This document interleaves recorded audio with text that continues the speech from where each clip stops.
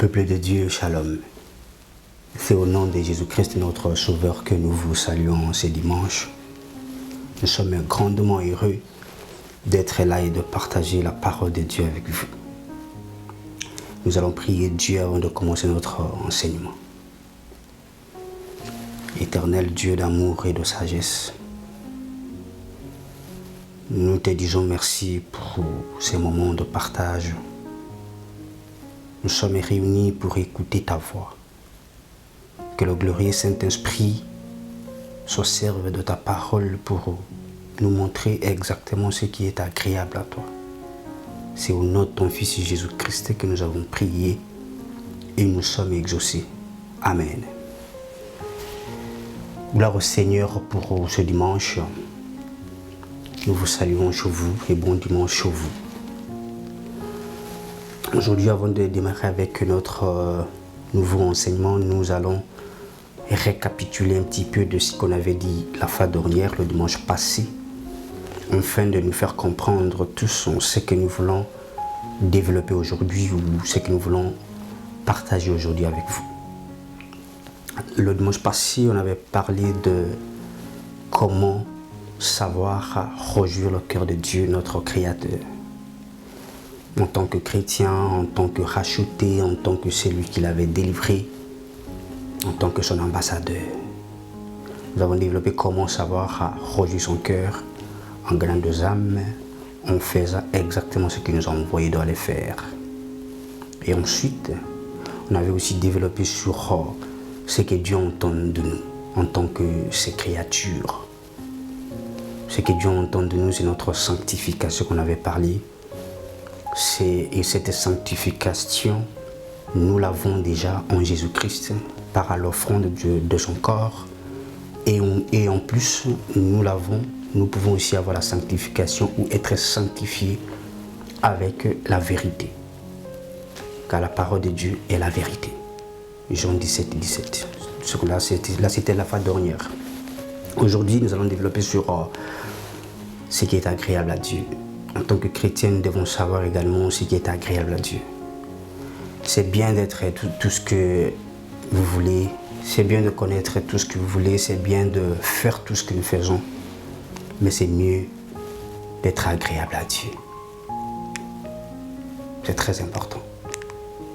Nous allons lire la Bible dans le livre de Jean chapitre 29. Nous allons comprendre notre modèle, notre Sauveur, notre Seigneur, Jésus-Christ, ce qu'il nous dit.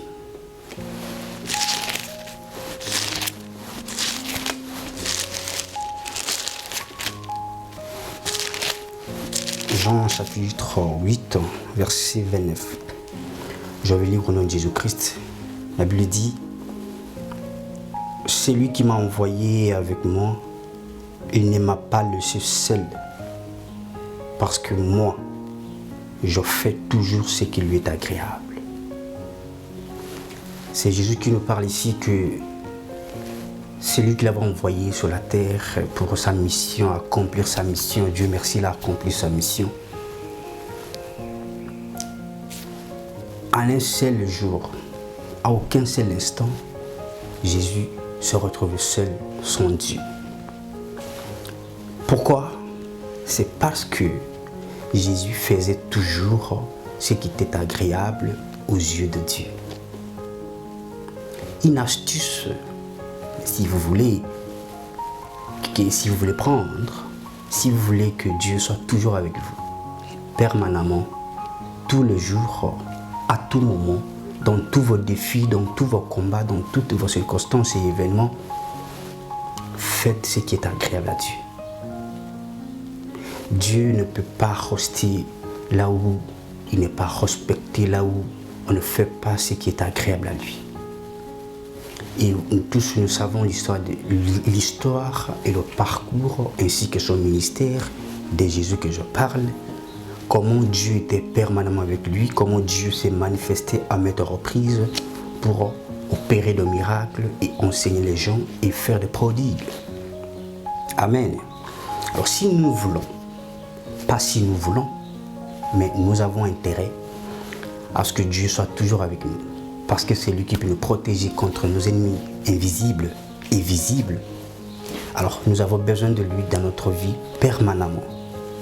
Et la meilleure façon d'avoir Dieu permanemment dans sa vie, dans sa maison, dans ses affaires, dans son ministère, dans son travail, est de faire ce qui est agréable à Dieu. Automatiquement, Dieu va descendre avec toute sa gloire. Et lorsque Dieu est dans votre vie, et lorsque vous avez Dieu permanemment présent, lorsque vous n'êtes pas seul, soyez rassurés que vous avez tout dont vous aurez besoin. Et pour avoir ces dons dont on a besoin, lorsque nous lisons la parole de Dieu, il nous dit que pour que Dieu ne soit pas loin de vous, faites ce qui est agréable, parce que Jésus lui-même faisait ce qui était agréable à Dieu. Voilà pourquoi Dieu était toujours permanemment avec lui. Amen. Et la Bible nous dit dans le livre de... Parce que quoi, nous voulons toujours être avec Dieu permanemment. Le fait de se précipiter pour faire autre chose pendant que nous voyons nous-mêmes ici, que si je veux que Dieu soit avec moi, je dois seulement faire ce qui est agréable à Dieu. À quoi bon de ne pas obéir seulement à ça? À quoi bon de ne pas écouter seulement cette précieuse parole de Dieu qui nous parle avec toute douceur? Faites ce qui est agréable à Dieu, afin que Dieu soit toujours avec vous, car il était comme ça avec Jésus. Et la Bible nous dit dans le livre de Proverbes, chapitre 11, verset 20, nous allons comprendre aussi les avantages d'être agréable à Dieu. Pourquoi on doit être agréable à Dieu?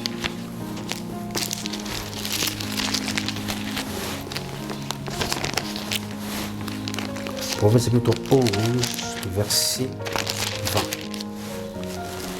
La Bible dit, je lis au nom de Jésus-Christ, la Bible dit, ceux qui ont le cœur pervers sont en horreur à l'Éternel, mais sa faveur est pour ceux dont la voie est intègre. Il est agréable, dans notre version on dit, ceux dont la voie est intègre sont agréables à l'Éternel. La voie intègre dont la Bible parle ici et précise, c'est dont, amen, leur voix, leur conduite, leur cœur sont intègres. Le Seigneur est agréable à eux. La Bible nous précise que le cœur pervers, la perversité du cœur dont on parle ici, c'est dans tous les domaines de la vie. Pas seulement la perversité sexuelle, mais la perversité dans tous les domaines qui peuvent faire fuir la sainteté de Dieu, qui peut nous empêcher à communier exactement avec Dieu et surtout à faire ce qui est agréable à Dieu. Et ces genres de cœurs-là sont en horreur à l'Éternel, sont en abomination à l'Éternel. Et c'est dans leur cœur sont intègres. L'intégrité, l'intègre dont on fait référence ici, pas seulement dans les affaires, pas seulement dans le business, pas seulement au travail. L'intégrité ici, c'est aussi l'intégrité à la parole de Dieu. Ce que Dieu vous parle, vous mettez ça en pratique, vous le bafouez. Ce que Dieu vous parle dans sa parole, au travers de ses enseignements, etc., de ses serviteurs, bien sûr, vous ne mettez pas en pratique. C'est ça l'intégrité d'abord. Parce que c'est en alignant nos cœurs, nos pensées, avec ce qui est écrit de la parole de Dieu, c'est ça que nous aurons. C'est ça que nous serons agréables à Dieu, c'est ça que nous aurons accès à jouir, à réjouir le cœur de Dieu et à faire ce que Dieu nous envoie réellement de faire dans ce monde. Parce que Dieu nous a envoyés pour un but, Dieu nous a créés pour un but, Dieu nous a délivrés pour un but, Dieu nous a rachetés pour un but. Et de réjouir son cœur. Et nous devons aussi lui être aussi agréables. Et si nous ne mettons pas ce que nous écoutons ici en communion ou en rapport avec ce que nous disons, ce que nous promettons, ce que nous proposons, nous ne serons pas agréables à Dieu. Et c'est un peu vague. Comment on doit faire tout ce qui est agréable à Dieu? Parce que nous devons lui être agréables et nous ne connaissons pas exactement ce que nous devons faire pour qu'il soit agréable. D'abord, la voie doit être intègre. Nos idées doit être aligné à cette parole de Dieu. Car dans le cœur où le souffle de vie, tout ce qui est précieux, tout ce qui a de la valeur spirituellement est caché dans notre cœur. Et quand notre cœur est endommagé, amen, par des pensées négatives, par des choses que nous voyons, que nous vivons, nous devenons des abominations devant Dieu. Voilà pourquoi nous devons protéger, à ce que nous devons faire à tout, à ce que nos cœurs soient intègres à la parole de Dieu. Nos cœurs gardent et conservent et pratiquent ce que Dieu nous recommande de faire afin de lui être agréable. Et c'est aussi vague. Dieu nous simplifie toujours à ce que nous puissions comprendre. Dieu simplifie toujours les choses, ses commandements, ses principes, parce qu'il nous aime. Il veut que nous puissions bien comprendre qu'est-ce qu'il veut que nous puissions réellement faire pour que nous soyons agréables devant lui. Romains chapitre 12, versets 1 à 2, on va lire pour comprendre en détail par la grâce de Dieu.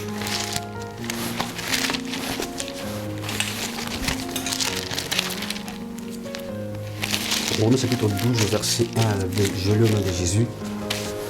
La Bible dit, je vous exhorte donc, frères, par les compassions de Dieu, à offrir vos corps comme un sacrifice vivant, saint, agréable à Dieu, ce qui sera de votre part un culte raisonnable.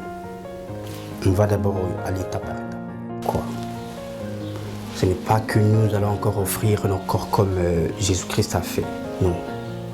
C'est parce que dans notre corps où habite notre âme et notre esprit.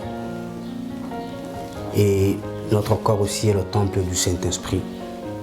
Si nous savons ce que le Saint-Esprit peut faire, si nous savons l'importance dont nous pouvons protéger notre âme, nous sommes obligés d'écouter ou d'obéir à ces commandements ou à ces conseils ou à cette recommandation de Christ. Nous devons offrir nos corps. Ce n'est pas aller nous entrecouper, non. Il dit seulement de nous sanctifier, de nous mettre à part. Car nous sommes déjà mis à part. Nous sommes des chrétiens, nous ne sommes pas comme tout le monde. La Bible dit d'ailleurs que vous êtes dans ce monde, mais vous n'êtes pas de ce monde.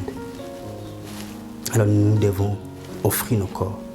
Et dans nos corps, c'est aussi nos maisons, nos foyers, notre travail, tout ce que nous faisons.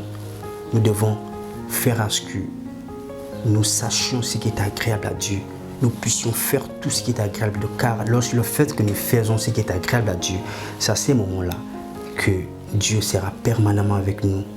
Et lorsque Dieu se réjouit au travers de notre vie, tout ce que nous faisons, nos maisons, notre corps, la manière de nous tenir et nous comporter, amen, c'est ça qui fera ce que nous soyons agréables à Dieu. Et au verset 2, nous dit ceci, ne vous conformez pas au monde présent, mais soyez transformés par le renouvellement de l'intelligence, afin que vous discerniez quel est ce qui est bon, agréable et parfait. C'est exactement. Dieu sait que ses enfants sont beaux. Dieu sait que ses filles sont belles. Dieu sait que ses enfants sont intelligents et sages. Dieu sait que ses enfants sont forts. Et Dieu sait aussi qu'il nous a donné le Saint-Esprit. Et nous avons toute bénédiction et nous sommes bénis. Sur ce, et on peut aussi assumer toute fonction de ce monde. Alors Dieu nous donne sa parole à ce que nous puissions renouveler notre intelligence. C'est bien, c'est lui qui nous a donné toutes les opportunités, toutes les occasions que nous avons. Mais il veut à ce que nous puissions agir, se comporter, proposer avec une autre intelligence renouvelée de sa parole. Car si on n'a pas renouvelé notre intelligence ici, on va se conformer à ce siècle présent. On va se conformer à ce monde présent. Amen. Vous pouvez être un avocat. Dieu sait que ses enfants sont compétents, sont aussi intelligents, peuvent aussi être des avocats, de médecins, de cultivateurs, de commerçants. Amen. Des enseignants, des étudiants, des élèves, voire même ceux qui sont à la maison, les retraités. Mais Dieu veut à ce que dans toutes nos périodes, dans toutes nos étapes de la vie, parce qu'on peut aller jusqu'au sommet, voilà, tout est possible avec Dieu. Et les chrétiens peuvent aussi assumer toute fonction dans la société. Et avec cette assurance que Dieu connaît, que son Fils, sa créature, est capable de faire ceci à mon nom. Amen. Il nous donne sa parole à ce que nous puissions renouveler notre intelligence afin d'agir différemment du monde. Afin que notre manière d'agir fasse la différence. Afin que notre manière d'abord d'agir fasse de nous, de chrétiens, agréables à Dieu. Et en plus, dans ce monde, on fera une différence. Et si on n'a pas renouvelé notre intelligence, vous pouvez être en face de vos clients, un avocat. Et si votre intelligence n'est pas renouvelée avec la parole de Dieu, si vous ne connaissez pas ce qui est agréable à Dieu, vous risquerez de prendre de mauvaises décisions à la bonne personne, parfois. À la place qu'elle pouvait être aidée ou soutenue, vous ne la défendez plus parce que vous ne savez plus ce qui est agréable à Dieu. Vous faites maintenant à la recherche ou à la poursuite de ce qui est matériel. C'est dans tous les métiers du monde, dans tous les domaines du monde. Nous avons besoin de renouvellement de l'intelligence afin de savoir discerner. Si notre intelligence n'est pas renouvelée, on n'arrivera pas à bien discerner ce qui est agréable à Dieu. Non. Alors Dieu nous dit, il nous dit par les compassions de Dieu, offrez votre corps, votre intelligence, afin que vous sachiez ce qui est agréable à Dieu. Il faut le renouveler. Il faut un renouvellement de l'intelligence. C'est ça qui va nous permettre de faire ce qui est agréable à Dieu. Amen. On peut être même dans des opulences, c'est parce que Dieu, l'or et l'argent appartiennent à Dieu. Et dans toute opulence, dans cette opulence-là, Dieu nous demande que nous puissions renouveler notre intelligence. Sinon, on va vivre comme les mondes présents. Et pourtant, nous sommes sanctifiés. Et pourtant, nous sommes rachetés. Et pourtant, nous sommes sauvés pour un but de glorifier Dieu, de rejouer le cœur de Dieu et de faire ce qui est agréable à Dieu comme Jésus lui-même, il faisait. Romains chapitre 14, verset 17 à 19. La Bible dit ceci. 19, il dit, ok, je lis au nom de Jésus-Christ, Romains 14, 17 à 19. Car le royaume de Dieu, c'est non pas le manger, ni le boire, mais la justice, la paix, la joie par le Saint-Esprit. Amen. 18 dit, celui qui sert Christ de cette manière est agréable à Dieu et approuvé des hommes. Ainsi donc, recherchons ce qui contribue à la paix et à l'édification mutuelle. Alors, vous aurez des opulences, vous aurez des fêtes, vous aurez des moments favorables de faire tout ce que vous voulez. D'ailleurs, tout est permis, mais tout n'est pas utile. Bien sûr que oui. Alors, à ces moments-là que nous avons besoin de renouveler notre intelligence, afin de discerner pour faire ce qui est agréable à Dieu. Tant que notre intelligence n'est pas renouvelée, on risquerait de faire les choses qui ne sont pas agréables à Dieu. Parce que nous aurons tout. Un chrétien, être chrétien, c'est un grand privilège. Mais dans ces grands privilèges-là, nous avons besoin d'abord de renouveler notre intelligence avec la parole de Dieu. Avec les enseignements précieux de la parole, c'est ça qui va nous aider. Parce que le fait que nous ne faisons pas ce qui est agréable à Dieu, nous sommes rien, nous ne pouvons rien faire du tout. Et nous n'espérons rien. Faisons ce qui est agréable à Dieu, Dieu sera avec nous permanemment. Et quand il est avec nous permanemment, il y a sa gloire sur place permanente qui se manifeste, et sa grâce et ses faveurs. Donc, faire ce qui est agréable à Dieu, c'est encourageant et c'est pour les racheter. Ce n'est pas tout le monde qui peut faire ça. Amen. Lire la Bible dans le livre de Éphésiens chapitre 5 versets 8 à 9.